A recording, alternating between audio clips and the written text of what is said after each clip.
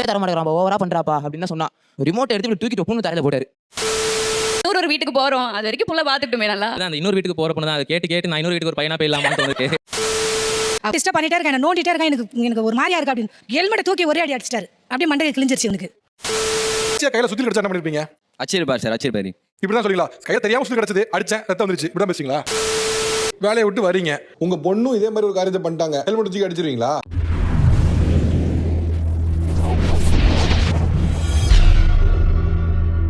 நான் நினைச்சா பண்ணலாம் சார்,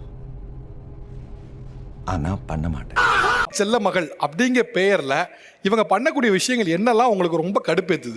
சொல்றேன், மக்களுக்காக சொல்றேன். நான் டிவி பார்த்துட்டு இருந்தேன்னா அது என்ன அவ பார்க்கட்டும் நீ ஏன் பார்க்குற அப்படின்னு கேட்பாங்க. ஒரு வாட்டி நான் பார்த்துட்டு அப்பா வந்து என்னாச்சுமா அப்படின்னு கேட்டாரு. ஏன்டெல்லாம் எப்பவுமே கேட்க மாட்டாரு. அவட்ட பொண்ணா என்னாச்சுமா அப்படி இருக்கா அப்படின்னாரு. அப்படி கேளு சொல்லுடைய கருப்புட்டி தாங்கவே உம்மில கொடுக்கல உம்மா. ரிமோட்டே தர மாட்டேங்கிறான் ஓவரா பண்றாப்பா அப்படின்னு தான் சொன்னா. ரிமோட்டை எடுத்து தூக்கிட்டு பொண்ணு தரையில போட்டாரு. பேட்டிய பரபரப்பாக்கி நீங்க பேர் வாங்கணுங்கிறதுக்காக இப்படி ஆதாரம் எல்லாம் பேசக்கூடாது. ஆதாரம் இருக்கு.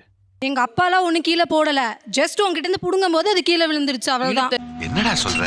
ஆமாண்ணே. இந்த ரிமோட் இப்படியே சார் உடையும், இங்க பாருங்க. ஓ, அதை வேற கொண்டு வந்திருக்கீங்களா? சூனா போனா ஒவ்வொருத்தர் இருக்க வேகத்தை பார்த்தோம்னா அவன் அருமை வறுமைக்கு ஆபத்து வந்துடும் போல் இருக்கடா. இத ஒரு காட்சி பொருள் மாதிரி கொண்டு வந்துட்டாங்கப்பா. ஒண்ணு தெரிஞ்சு போச்சுடா, இந்த பிரபஞ்சத்துல உங்க மத்தியில இந்த உசுரை காப்பாத்துறது ரொம்ப சிரமம். இது கீழே விழுந்து உடஞ்சதாமா? அதனாலதான் சார் உடைஞ்சது. அந்த மாதிரி எல்லாம் இருக்கிற சான்ஸ் இல்லையே. நான் பாத்துட்டு இருந்தேன், அப்ப வந்துட்டு புடுங்கி பாத்துட்டு இருந்தேன். எங்க அப்பா வாங்குனாங்க, விழுந்தது. அப்பாவால தான் உடையல. ஒத்துக்கிட மனசு இல்லனாலும் அதான் நேசம். ஒரே நிமிஷம், போன் இருக்கா? போடுங்க. இப்படி வாங்குறீங்க,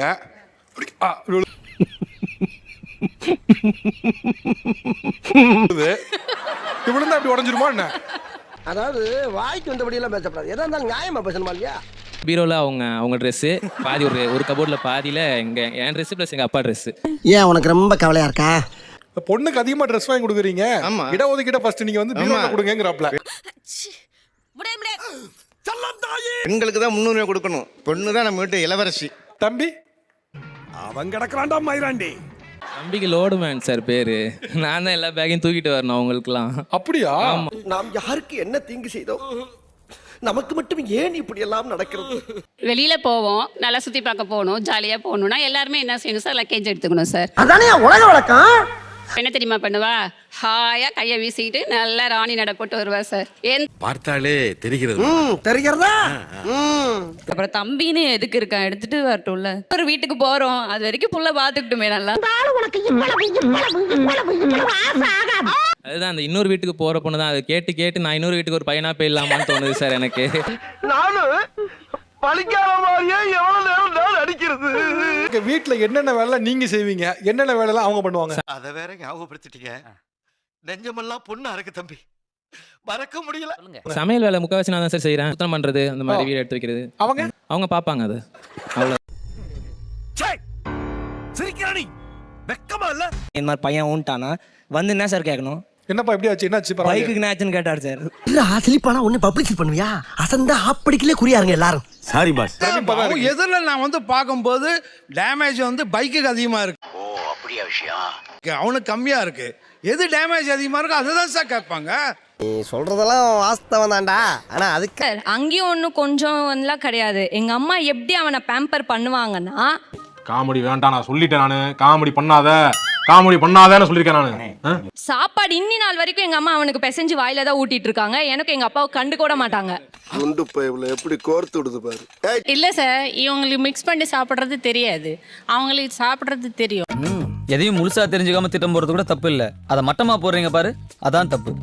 அவங்க சாப்பிடுறதுனால அவங்க எப்படி இருக்கிறாங்க, இவங்க எப்படி இருக்கிறாங்க பாருங்க.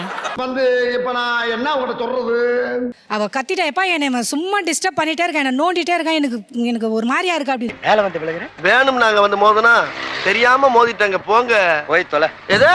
ஹெல்மெட்டை தூக்கி ஒரே அடி அடிச்சிட்டாரு. அப்படியே மண்டையை கிழிஞ்சிருச்சு இவனுக்கு. என்னடி சொல்ற? நீ என்ன சொல்ற? என்னடி சொல்ற? ஹெல்மெட் வச்சு அடிச்சு மண்டையை உடைச்சிருக்கீங்க. 7வது படிக்கும் போதே அவனுக்கு அவ்வளோ சேஷ்டை இருக்கும். 10வது படிக்கிற பசங்க மட்டும் தான் பண்ணுவார். அந்த மாதிரி எல்லாம் இருக்கிற சான்ஸ் இல்லையே. இங்கே ஒரு சார் அங்கே நிப்பாட்டுங்க சார், தப்பா எடுத்துக்காதீங்க. 7வது படிக்கிற பையன் சேட்டை பண்ணனா 7 வயசுக்கு 7ஆம் படிக்கும்போது இருக்க குடும்பத்துல தான் இருக்கும். இதெல்லாம் இதை எங்க பிடிக்கிறான்? ஹெல்மெட் எடுத்து மண்டையை உடைக்கிறது என்ன வகையில நியாயம்? இதுக்கு நீங்க ஹெல்மெட் எடுத்து மண்டையை உடைக்கிறது எப்படி சரி? இதுக்கு பதில் சொல்லிட்டு மத்த பேசலாம். சொல்லு, நீ தான் தைரியமான ஆளு, சொல்லு. சொல்றா. நான் எதாச்சியாக தான் அடித்தேன். அது நான் அடிக்கணும்னு அடிக்கல, கோவத்தில் தூக்கி அடித்தேன், அவன் மேலே பட்டுச்சு, அவ்வளோதான்.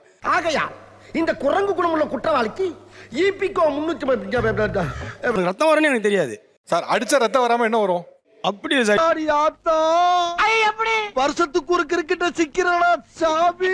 இது எதாச்சியா நடந்துதான் சார். இது ஒரு ஆக்சிடென்ட் மட்டும் தான். அது எதாச்சியா கையில சுத்தில கடிச்சா என்ன பண்ணிருப்பீங்க? நோண்ட ஆரம்பிச்சுட்டானே. அச்சிருப்பார் சார், அச்சிருப்பாரு. இப்படிதான் சொல்லுவீங்களா? கையில தெரியாம சுத்தில கிடைச்சது, அடிச்சேன், ரத்தம் வந்துருச்சு, இப்படிதான் பேசுவீங்களா? இப்படி இருக்கும்போது எங்கிட்ட எட்டக்க மடக்கா கேள்வி கேட்டு கிறுக்கு பிடிக்க வச்சுறாரா? புரியுதா? போ. வேலையை விட்டு வரீங்க, உங்க பொண்ணும் இதே மாதிரி ஒரு காரியத்தை பண்ணிட்டாங்க, ஹெல்மெட் வச்சு அடிச்சிருவீங்களா? செல்ல பொண்ணு எப்படி சார் அடிக்க முடியும்? உண்மையிலேயே உங்களுக்கு வந்து வேலையில டென்ஷன்னா பையனா பொண்ணான்னு தெரியாது, கையில கடைக்க வச்சு அடிக்கணும். ஆனா ரெண்டுமே ஒரே சம்பவம் தானே, அதையும் பிரிக்கிறீங்க?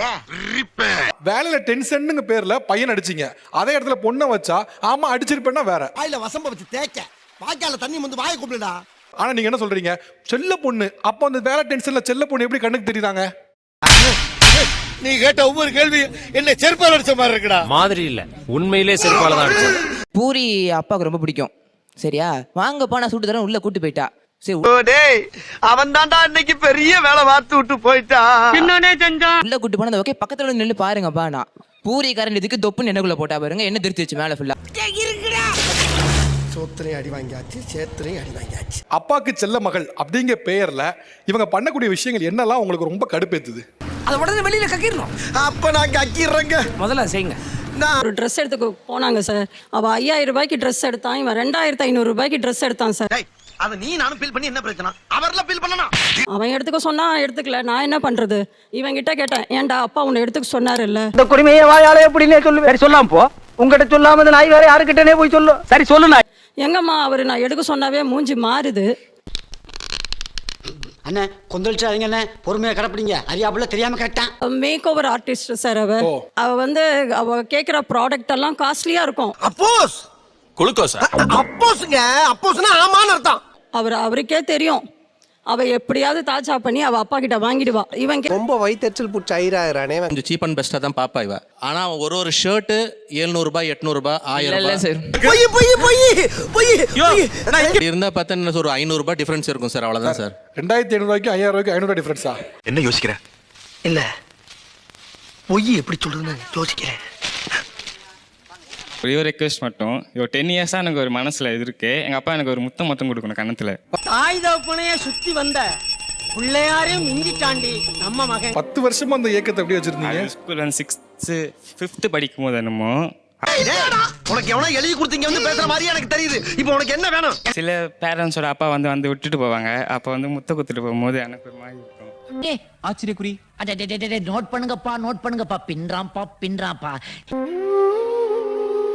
6வது படிக்கும் போதுல இருந்து இந்த இயக்கம் இருக்கா? ஆனா இது புதுசா இருக்குனே, புதுசா இருக்கு. புதுசா இருக்கு. இந்த அளவுக்கு என் மேல பிரியமா பண்ணது நானு. என்ன கொடுமை சரவணது.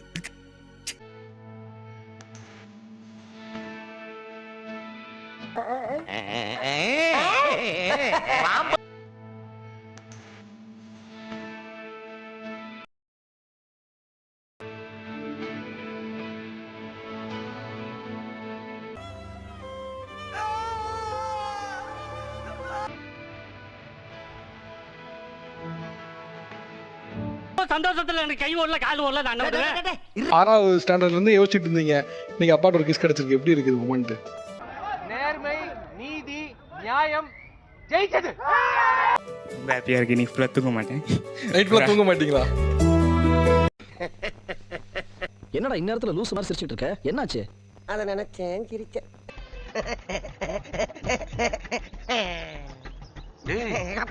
என்னடா ஏர்போர்ட்ல நிக்கிற மாதிரி நிக்கிற? இல்ல பாஸ்